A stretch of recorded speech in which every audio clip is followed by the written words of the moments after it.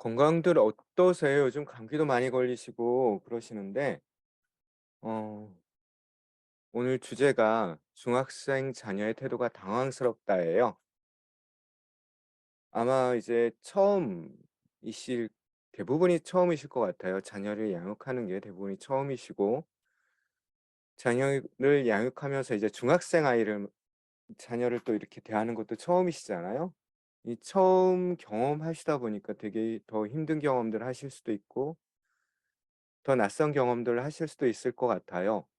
저희 생각해 보면 제가 오늘 코로나 확진 받았거든요. 두 번째 걸렸어요. 처음 걸렸을 때는 되게 무섭고 막 두려웠는데 이게 한번 경험한 게 있다고 이제 두 번째 이렇게 확진 받으니까 그냥 그러려니 해요. 몸이 되게 막 1차 때처럼 심하지는 않아서 그런지 그냥 격리만 해야 된다는 불편함은 있지만 하여튼 뭔가 이렇게 막 힘들거나 뭐 두렵거나 무서움이나 이런 건 없는데 처음 확진될 때 그다음에 처음 경험할 때는 이게 낯선 경험이니까 익숙하지 않은 경험이기 때문에 되게 좀 다른 좀 더 두렵고 불안하고 그런 경험들을 했던 것 같아요. 마찬가지로 중학생 자녀의 이 사춘기가 이제 한참 시작하고 뭔가 이제 좀 이전과 다른 태도들, 이전과 다른 모습들에 부모님들이 많이 당황을 하시는데 오늘은 좀 그런 이야기를 나누려고 합니다. 최근 뉴스 기사를 한번 좀 이렇게 검색을 해 봤어요. 뭐가 있나. 최근 거예요. 그 시 10월 11월 달, 10월 달 거 이제 중학생이란 키워드로 어 제가 다음에서 한번 그냥 중학생 키워드를 넣고 뉴스만 한번 검색을 해 봤더니 여기 보시면 상당히 좀 다양한 거 있죠. 어 요즘 아이들 이제 이런 문제들 많이 나오는 것 같은데 이 중학생 체포됐다는 거, 동생 흉기 찌른 거, 폭력적인 거 많이 나오고요. 그다음에 이제 성추행 관련된 것도 나오고 뭐 심지어 이제 그 이전의 사건인 것 같아요. 인천 초등생 유괴 살해범. 이때 뭐 성추행당했다 이런 문제. 그다음에 중학생들이 차량 훔쳐서 이제 뭐 많이 나오고 그다음에 광주에서 조폭 이거 할 때 중학생 조직원이 있었다라는 거. 중학생 뭐 우울증 학습장 유발인데 이게 지금 수면이 잘 안 되는 경우, 질적으로 떨어지는 경우에 이렇다라는 거 있고요. 그다음 중학생들 대상으로 디지털 성범죄 예방 교육. 이전에도 뭐 성 관련돼서 이야기할 때 디지털 성 온라인상에서 SNS 상에서 이거 문제 많다라는 거 말씀드렸는데 여전히 이게 지금 가장 지금 많이들 기사 나오는 것 같고요. 그다음 성범죄가 계속 이렇게 많이 나오다 보니까 300건 이상 성범죄 나오다 보니까 이제 연령 하향한다는 거 촉법 소년 관련된 이슈들 계속 나오잖아요, 이야기들. 그다음 도박 관련된 이야기들도 나오고요. 중학생 10 대들의 이 도박 관련된 거. 그다음 마약 요즘 또 마약 관련된 것도 나오고 있습니다. 이렇게 좀 약간 좀 중학생 아이들 때 사춘기 이제 시작하고 성인기와 이제 아동기 중간에서 이제 뭔가 되게 일탈적인 행동이든 좀 더 일탈적인 행동들이 좀 더 심해지면 이런 범죄하고 연관되는 것들도 많아서 부모님들이 상당히 이렇게 상담을 하다 보면 많이 불안해하세요. 특히 이제 남학생이든 여학생이든 다 뭔가 이제 좀 더 부모님들이 생각하시기에 좀 더 이렇게 일탈적인 모습들을 보이면이에요. 그러니까 부모님들이 생각했던 어떤 생각들이 있으세요. 각자 이제 살아온 환경이 있고 문화가 있다 보니까 부모님이 이렇게 모범적으로 사셨던 분들은 자녀의 좀 약간 좀 모범적이지 않은 행동만 보시더라도 상당히 불안해하시거든요. 어떤 또 직접 대하면 또 화도 많이 내시고. 그런데 이제 왜 이 아이들이 이렇게 좀 충동적이고 이런 모습들을 보일까? 기사에 많이 나오는 것처럼 왜 이런 좀 범죄와 관련된 것들이 나올까가 이게 사춘기 발달에서 나타난 어떤 충동성 아니면 미성숙함들이 그대로 있는 거잖아요. 몸은 이제 컸지만 그런 것들이 조절이 안 되는 상태에서 나타나는 거기 때문에 부모님들이 이제 중학생 아이들 특히 오늘 자녀들 한번 이제 태도에 관련된 거 볼 때도 한번 그쪽으로 좀 그러니까 좀 이렇게 태도를 어 너무 부정적으로 보시는 것도 아이들하고 관계하는 데 안 좋고요. 그렇다고 너무 막연하게 또 긍정적으로 내버려 두시고 그냥 방치하듯이 이렇게 나몰라 하는 것도 상당히 안 좋으세요. 그래서 적절하게 아이들하고 대화하는 게 상당히 중요한 시기입니다. 그래서 그거 보시면 좋을 것 같습니다. 오늘은 제가 또 뉴스 기사 이렇게 보다 보니까 코로나 저희가 지금 3 년째 진행되고 있잖아요. 그래서 이제 중학생 스마트폰 과의존 관련된 것들이 가장 어려운 것 같아요. 상담에서도 많이 이제 요즘 이제 코로나로 어쩔 수 없이 비대면 활성화되고, 그러다 보니까 어쩔 수 없이 더 이제 이런 스마트폰이나 이런 온라인 교육 때문에 부모님들이 이런 걸 허용을 많이 하시다 보니까 코로나 이전보다 스마트폰 과의존 비율이 상당히 높아졌다라고 나와요, 실제 2022 년에. 그런데 이제 최근에 제가 좀 자료를 찾다 보니까 중학생 뇌가 달라졌다라는 시사기획창이라는 프로그램, KBS 프로그램에서 한번 이걸 2000년도인가 한번 만들었더라고요. 그리고 그걸 관련된 책이 나왔고요.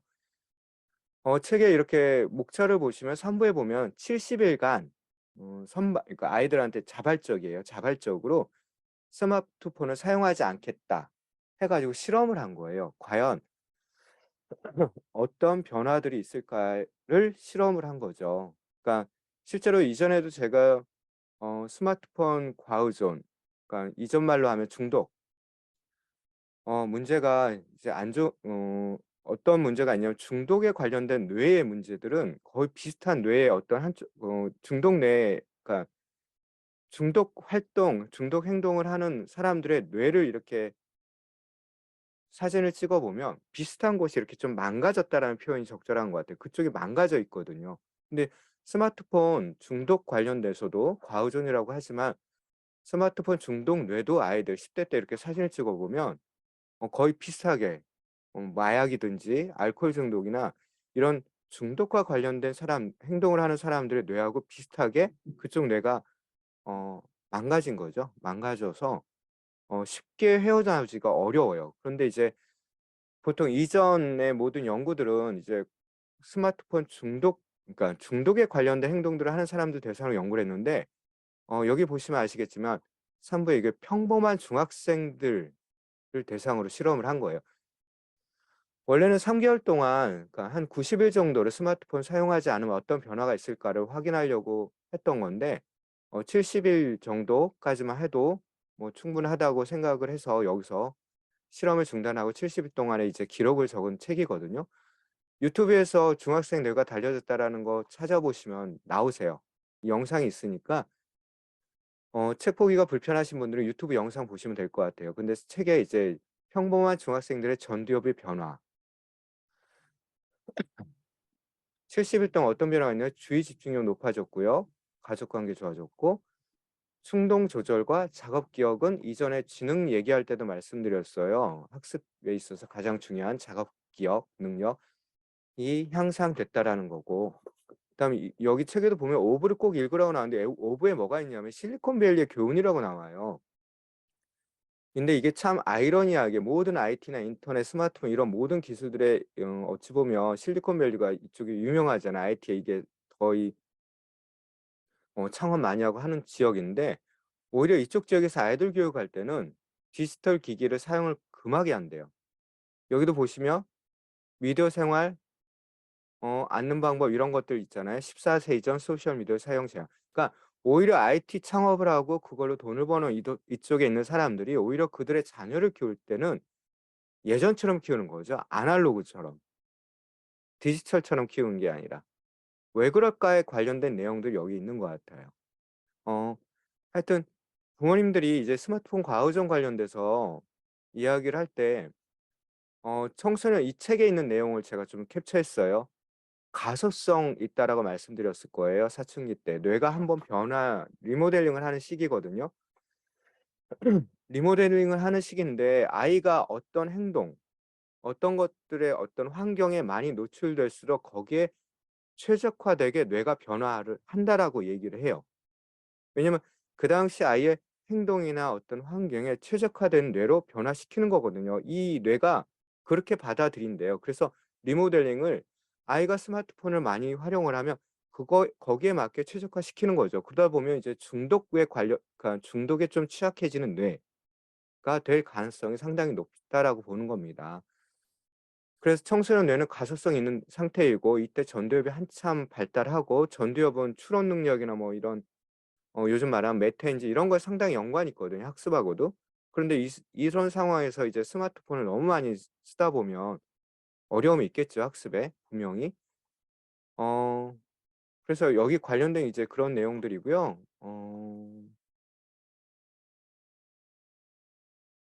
책에 있는 거 캡처한 겁니다. 이게 보니깐 그 책의 내용인데 학교에서 사용하지 못하게 하는 학교를 다니는 중학생, 한 여학생이 평일에도 대여섯 시간을 한다고 이야기를 한 거예요. 그러니까 학교에 있는 시간 스마트폰을 반납을 하고 학교에 있는 시간 동안 활용을 하지 못함에도 불구하고 주중에 5-6 시간을 쓰고 주말엔 10 시간 정도 한다라는 거죠.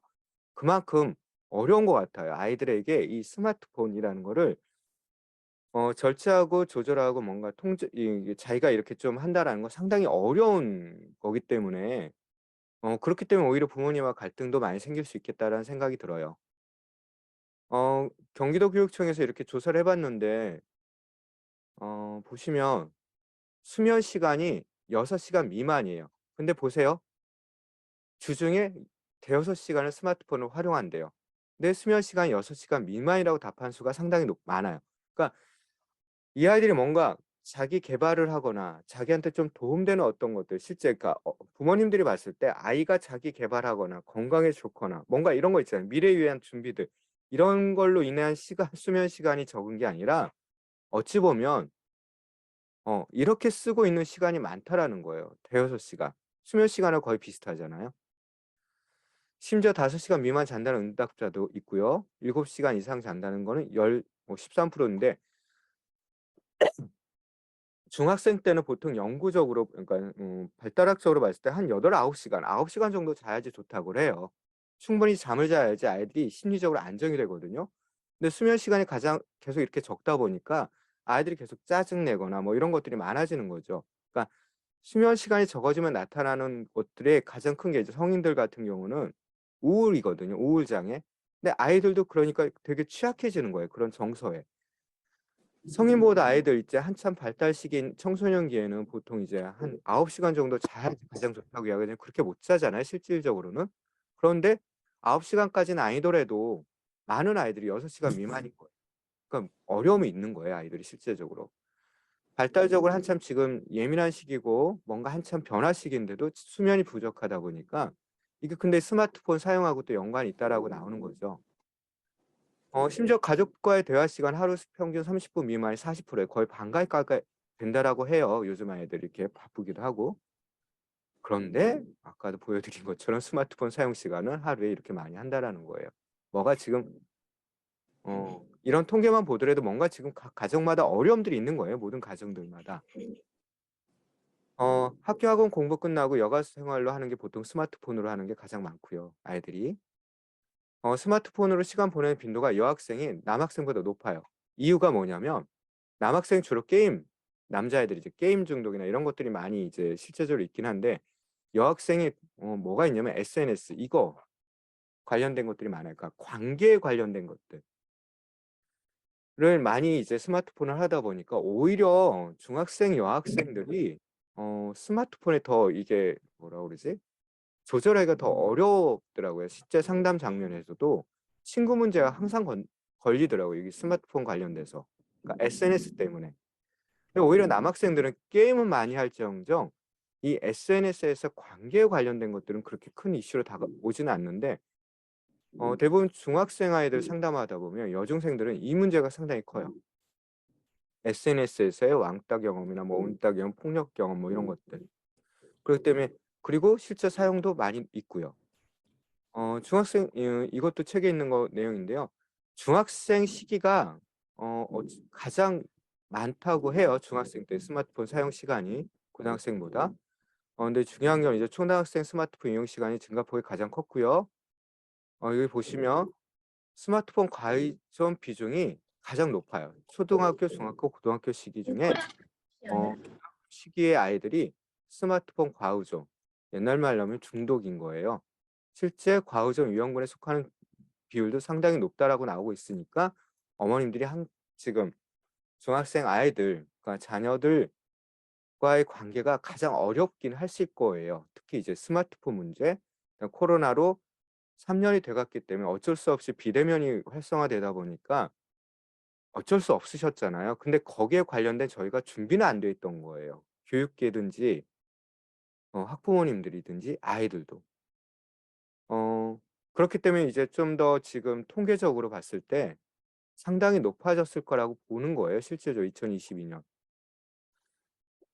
그 책의 내용을 보면 그러니까 평범한 중학생들인 거예요, 대상이. 이 아이들 70 일간 이제 스마트폰 사용 안 한 걸. 무엇이 달라졌는지 보시면 아까도 목차에도 나왔지만 자기 조절력과 전두엽 기능 향상. 그다음에 여기 보시면 70일 동안 뇌는 분명 달라졌고 뇌 검사를 했거든요, 병원에서. 어떤 병원하고 이렇게 영상 보시면 아시겠지만 실제 뇌 단층 촬영을 해 갖고 뇌 변화들을 보는 거예요.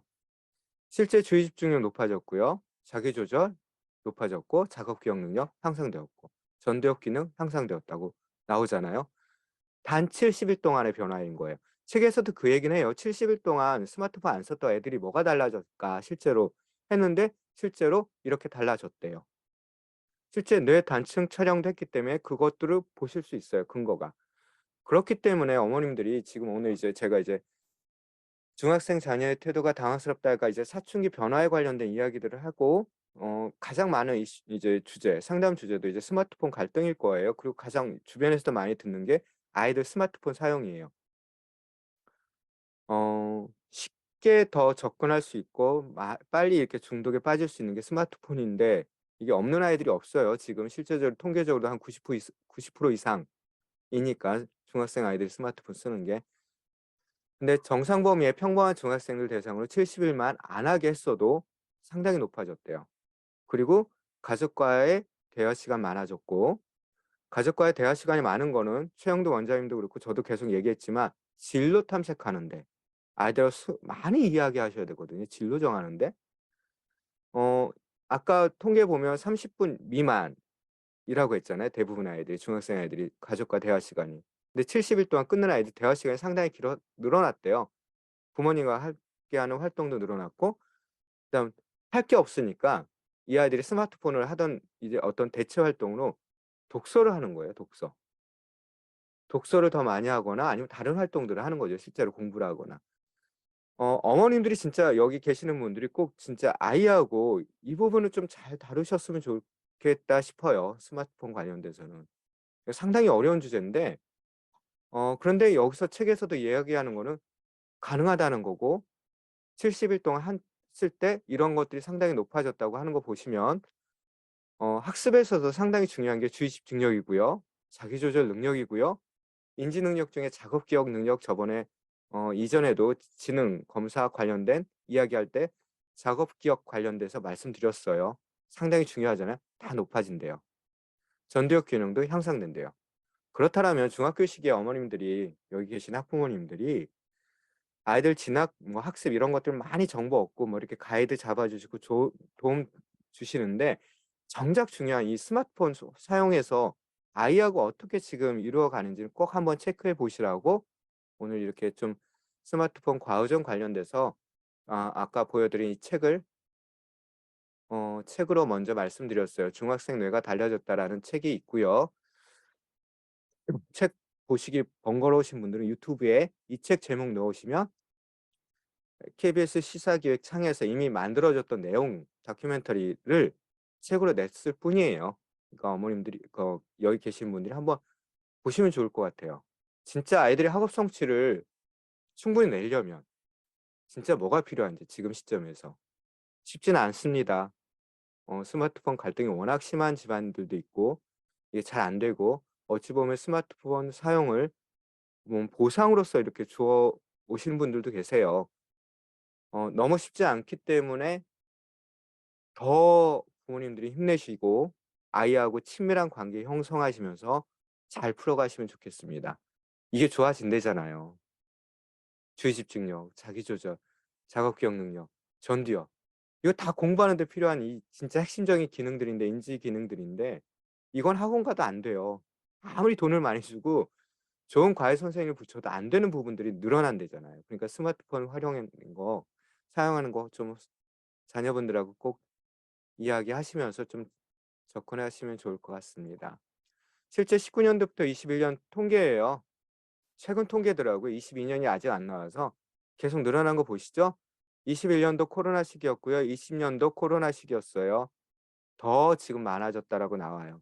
실질적으로 22 년도에 스마트폰 과의존 관련돼서. 그러니까 꼭 체크해 보시면 좋을 것 같습니다. 초등학생들도 요즘 많이 있습니다. 여기 어느는 중학생 부모님들 대상이어서 초등생 어머님 부모님들이 얼마나 계신지 모르지만 초등생 때부터 잘 잡아 주시면 중학생 때 오히려 아이도 잘 이렇게 지낼 수 있을 것 같고요.